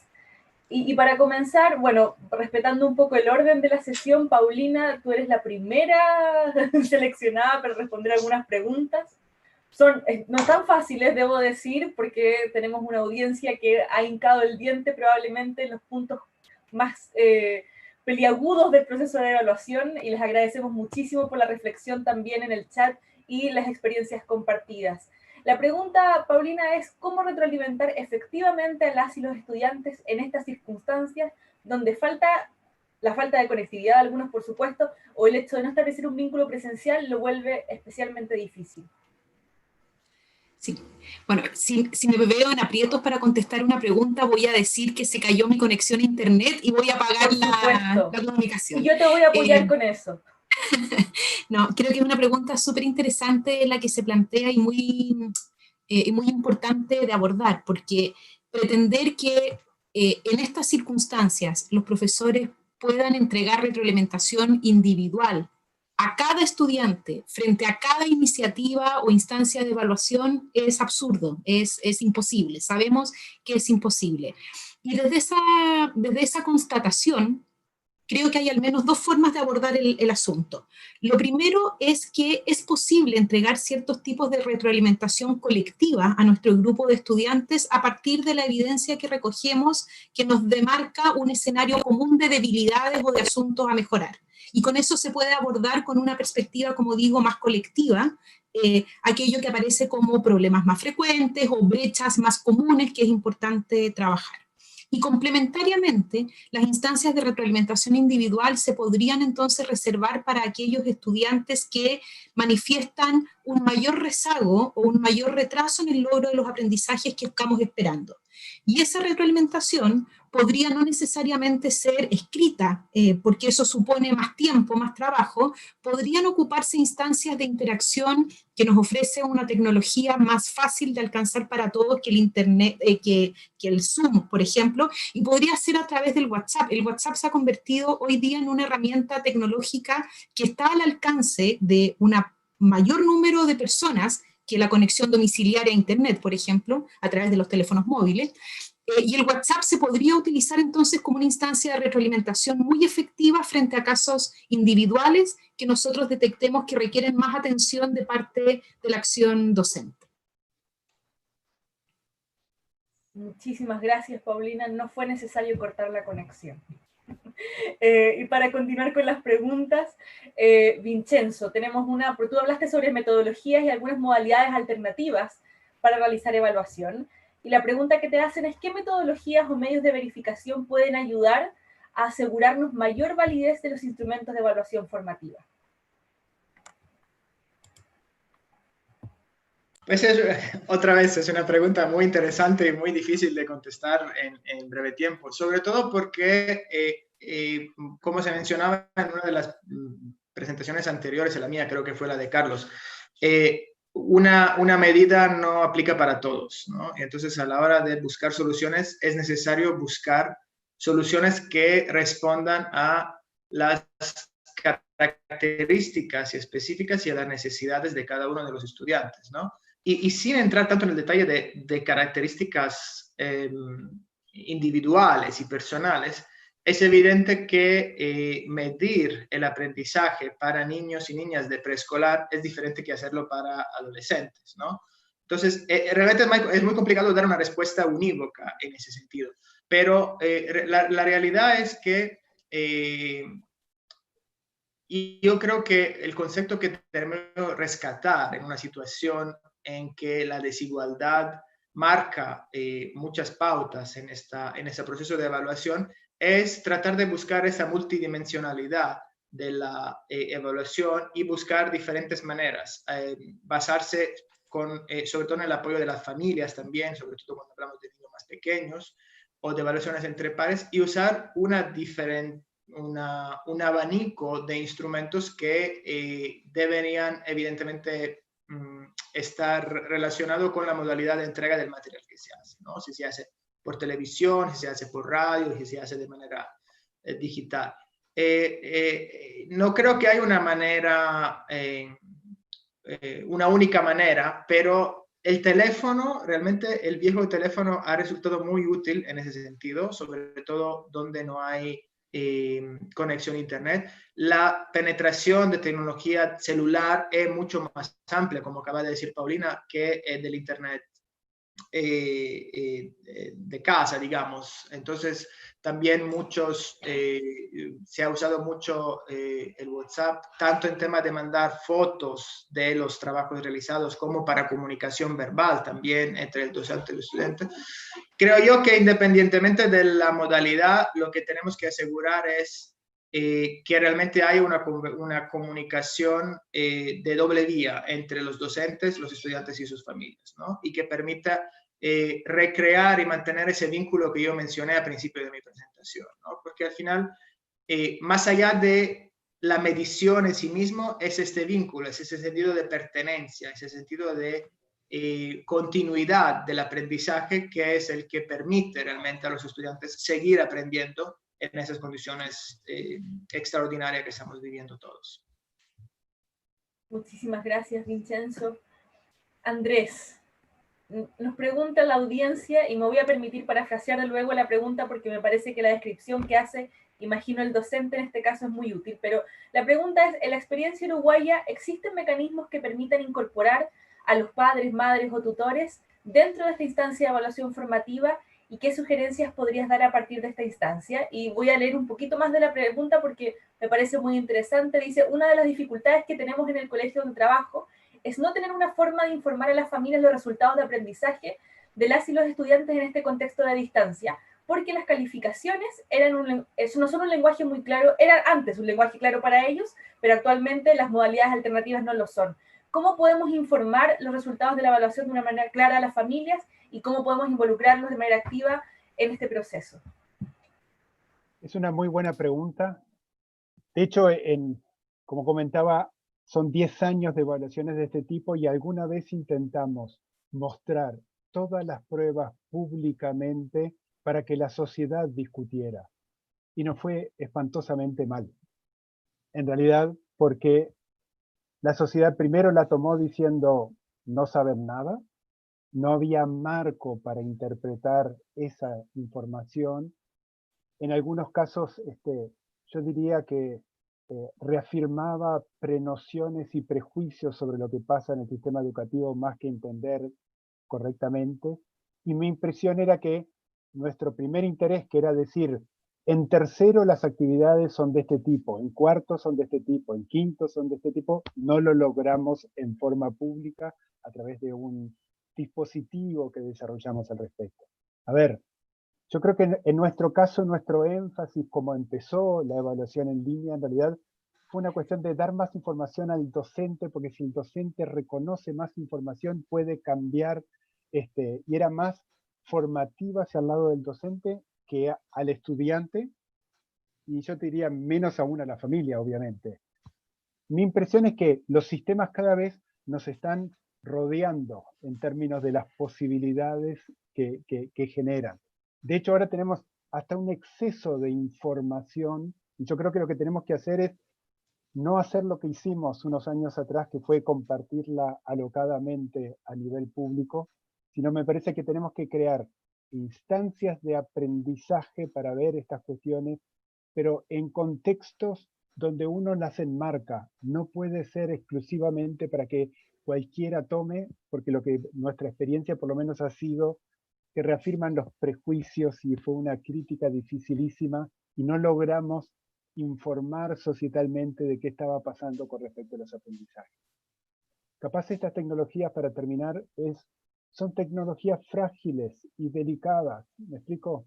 Es casi como uno devuelve, que tiene que decir primero una cuestión positiva, después mostrar lo que hizo mal y después volver entusiasmando con un... Y esas son cuestiones frágiles de un vínculo que creo que tenemos que priorizar y saber a los efectos de esas cuestiones de detalle de la evaluación formativa. Muchísimas gracias, Andrés.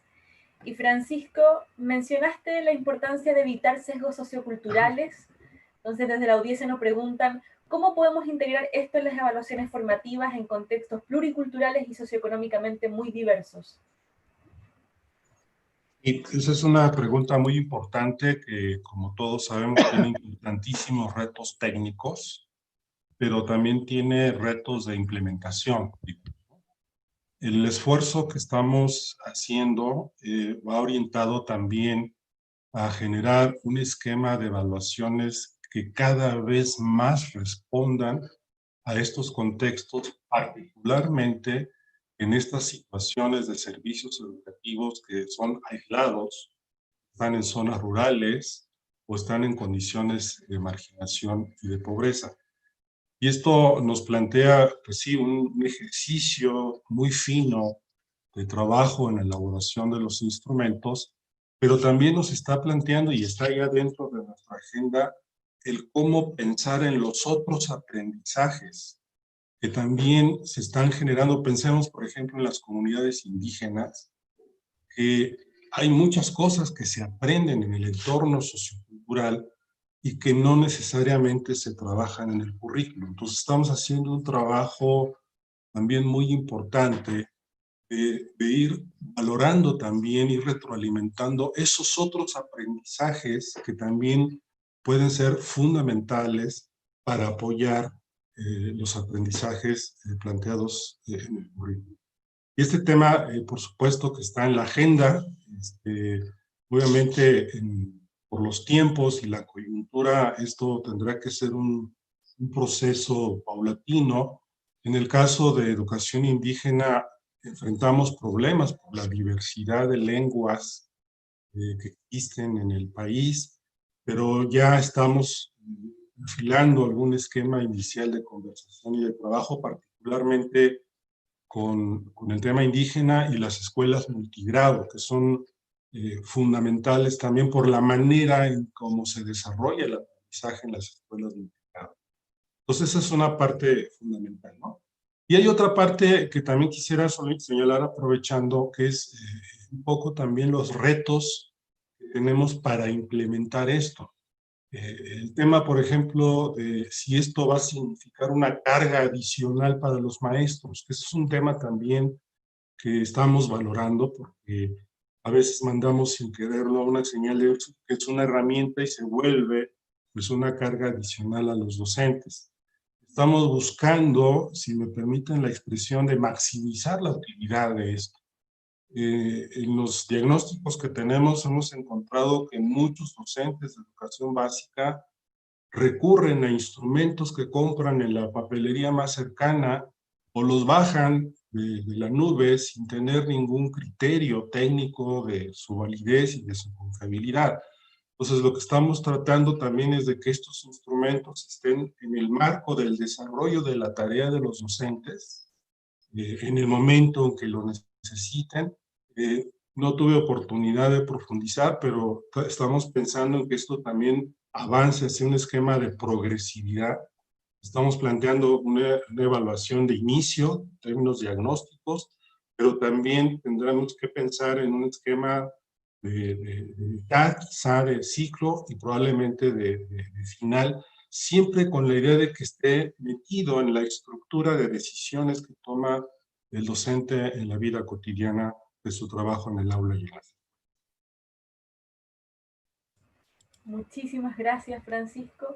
Las preguntas no se agotaron con esta por ningún motivo. Recibimos, me atrevería a decir, más de 50 preguntas en el proceso. Usualmente lo que hacemos en la serie es sistematizar las preguntas, identificar las que más se repiten y enviárselas a las y los panelistas posterior a la sesión. Y estas preguntas y sus respuestas luego quedan publicadas en la página del evento, tratando de no agotar la discusión solamente al tiempo limitado que tenemos el día de hoy, ¿no? Para finalizar, me gustaría invitar a Carlos Enríquez, coordinador del Laboratorio Latinoamericano de Evaluación de la Calidad de la Educación, para unos mensajes finales y también para hacerles una invitación. Así que adelante, Carlos, el micrófono y pantalla toda tuya. Oye, gracias, Paula. Yo quisiera agradecer a nuestros panelistas. No puedo hacer un recuento al final, pero agradecer por esta reunión, conversación sur-sur, a grandes representantes de nuestros países, a Paulina que nos dijo que mira, hay una tensión entre villano y heroína y cómo no, sin retroalimentación no es posible entender la acción como formativa. Yo quiero agradecerle porque creo que con eso marca una conversación distinta en esta cultura escolar, en cómo hoy día no lo reducimos a una nota, cómo transparentamos criterios, cómo se hace con los estudiantes, que esto es difícil, las facultades de pedagogía también están distantes de esta conversación en Latinoamérica y cómo finalmente salir de, se requiere la calificación, pero cómo también trabajamos metodologías más formativas de priorizar. Y yo creo que es muy visual también este tema de someterse a la evaluación, lo decía Paulina, versus a cómo él es protagonista del estudiante. Vincenzo, le queremos agradecer a la UNICEF por tratar de abrir esta conversación más formativa, por mapear nuevas prácticas, por entregarnos finalmente metodología a distancia, casos que pueden servir para lo que están haciendo los países, pero también nuestra experiencia hacia los centros escolares de orientar más el proceso de enseñanza y el aprendizaje, que sea foco, que se puedan tomar decisiones, que se pueda ofrecer apoyo. A Andrea, yo creo que el caso de Uruguay es bien emblemático para todo nuestro continente, me atrevo a decirlo.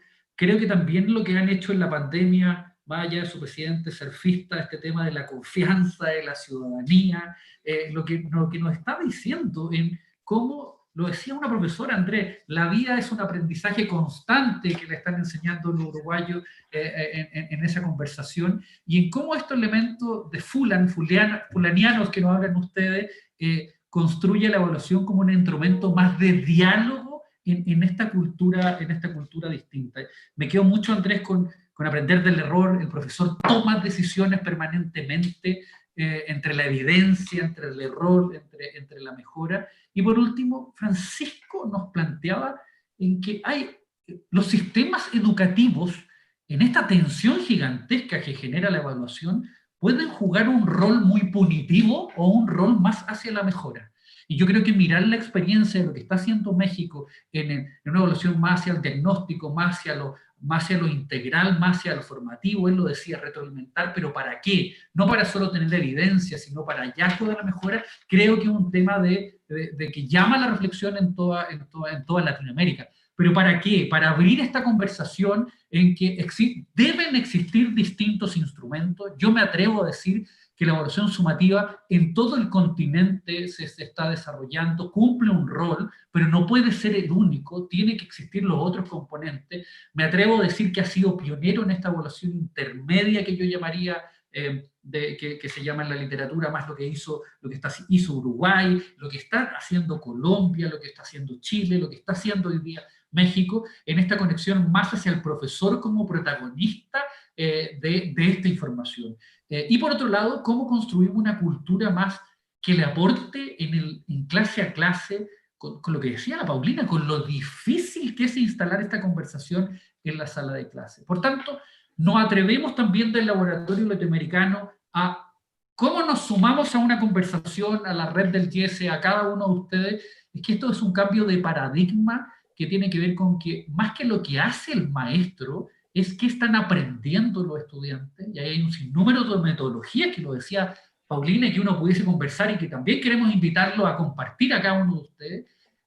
Más que el profesor lo que hable, no dar respuesta, sino a cómo promovemos en que sean los estudiantes los que tienen conversación. Incluso en esta pandemia, quiero dar el ejemplo que decía la Paulina, hay profesores que están abriendo por WhatsApp en términos de poder generar chat en estudiantes que están en el mismo nivel de enseñanza-aprendizaje, donde él solo le da una vez a la semana un feedback, y entre ellos también pueden tener este tema de retroalimentación, que no es más pega para el profesor, no es más trabajo para el profesor solamente, sino más bien hacer trabajar a los estudiantes, y no solo hablando de sus tareas, sino más bien hablando del aprendizaje. Desde esa perspectiva, en este webinar queremos dar algunos insumos. La Paula lo decía, hay más de 50 preguntas. Este es un tema por construir. Aquí hay una oportunidad de construir una nueva cultura evaluativa sin demonizar la calificación, que cumple su rol, pero aquí se tiene y debemos abrir un nuevo espacio que es más del mejoramiento, del aprendizaje, de la retroalimentación, centrado en estudiantes más independientes, más protagonistas, que estemos más sensibles y trabajemos para sus necesidades, y donde, lo decía Francisco, más que trabajo para el profesor, sea el profesor más efectivo en lo que hace. Es súper fácil decirlo, es muy difícil implementarlo, y ahí Paulina nuevamente decía, la retroalimentación es la gran tarea profesional y colectiva, porque sin retroalimentación no hay una acción de evaluación formativa. Y esto no quiere decir que sea individual, más aún en las complejidades que hoy día tenemos, pero sí tratar de revisar individual y colectivamente, profesionalmente, cuáles pueden ser las metodologías, las didácticas, las herramientas que pueden ayudar a esa mejor conversación. Y desde esa mirada, me quedo también con lo que decía Andrés y lo que dice John Hattie. Aquí todos estamos aprendiendo, y la herramienta mayor para movilizar los aprendizajes es la retroalimentación. La gran palanca que puede hacer que los niños sepan dónde están, vayan en busca de su meta de aprendizaje y cierren la brecha, es estudiantes protagonistas, donde el profesor, la maestra, entrega mayores retroalimentación, y desde esa perspectiva, en una frase que yo quisiera aquí a lo mejor señalar, que es el estudio. No le decimos la respuesta ni en qué se equivocan, sino más bien son ellos, estudiantes, que van en busca de este proceso de autonomía. Por tanto, es un reto de la evaluación a ser más gratificante, y solo va a servir en la medida que se centre en el proceso de aprendizaje. Por último, le hacemos a todos una invitación, porque entendiendo que tenemos 4 grandes invitados, desde centros educativos con foco en la mejora y en la evaluación, de experiencia, la gran experiencia de Uruguay, lo que nos están diciendo también y lo que están moviendo la frontera de lo formativo en México, desde lo que también está mapeando UNICEF para promover el aprendizaje significativo en todos nuestros estudiantes, es un desafío de poder mapear demostrar las experiencias formativas de los centros escolares en la región. Y de esa mirada, en Oreal, con UNICEF y desde el YESE, en esta red latinoamericana de evaluación, queremos tratar de visibilizar lo que están haciendo ustedes, y lo que les pedimos es, aquí está el correo, laboratorio@yeseunesco.org, o la página web, que desde aquí al 15 vamos a convocarlo a poder mostrar su experiencia, qué es lo que están haciendo, qué es lo que efectivamente está marcando la diferencia para poder monitorear, retroalimentar, visibilizar estas metas de aprendizaje, hacer a los estudiantes más protagonistas y poder compartir con el resto. Vamos a realizar un webinar en el mes de septiembre y lo que esperamos es estas experiencias ahora en los centros latinoamericanos como el de ustedes, en estos más de 20 países, como decía la Paula, en estos más de 2.000 asistentes, ojalá poder compartir su experiencia, profesor, profesora, maestro, maestra, que nos pueda finalmente a todos ayudar a cómo, de una manera profesional, más colectiva, podemos decir lo que nos está resultando, visibilizar el gran esfuerzo que estamos haciendo, y por otro lado, empezar a dar pasos en conjunto en esta cooperación sur-sur, en esta Latinoamérica, de no quedarnos solo con la calificación, no quedarnos solo con la evaluación estandarizada, que cumple un rol, sino ampliarlo a una cultura más centrada en el aprendizaje, en estudiantes protagonistas, y cada uno de nosotros en sus espacios, ser propositivo para que los instrumentos no sean un fin, sino un medio para este propósito mayor de, en pandemia, con complicaciones, con problemas, cómo lo que hacemos es efectivo en este propósito mayor de avanzar en aprendizaje para todos, y que idealmente nadie se nos quede atrás, o ayudemos más a estos grupos que necesitan de este apoyo efectivo. Así que muchas gracias a todos por compartir, y los invitamos desde el 15 de agosto a entregar, visibilizar su implementación de evaluación formativa en su centro, y poder enviarnos para poder mapear, visibilizar y mostrar, Paula. Muchas gracias, Carlos. Con esa invitación, solamente recordar que este es un webinar en una serie bastante amplia. Vi algunas preguntas relacionadas como, ok, ¿cómo priorizamos el currículum en emergencias? Contarles que la sesión de la próxima semana va a estar enfocada a esa temática, y como bien decía Carlos, el tema de la evaluación no se queda solamente acá. Tenemos programado para el 27 de agosto una sesión con las experiencias indicadas por él. Contarles un poco que el espíritu de esta serie tiene que ver con que sabemos que en circunstancias críticas de emergencia como las que estamos viviendo sin precedentes, la educación es una de las prioridades más grandes para las familias. Y eso no es casual, es porque la educación frente a la tragedia, la crisis, las pérdidas, provee esperanza, estabilidad, seguridad, protección, un sentido de cotidianidad, y en ese sentido incluso podemos sostener que la educación salva vidas. Por eso este espacio de intercambio regional es especialmente fundamental, y les agradecemos muchísimo a las personas que se conectan semana a semana a esta instancia. Quiero solamente aprovechar de agradecer a personas que ustedes no les han visto las caras, pero han sido parte fundamental del desarrollo de este webinar. Mi colega Luis Pino, que ha estado a cargo de tecnologías. Tenemos a nuestros colegas Carolina Jerez, Florencia Zafirio, Paulina Valenzuela, Carlos Cayomán, Jerónima Sandino, que han estado tras bambalinas sistematizando sus preguntas. Mari Carmen Aquino también.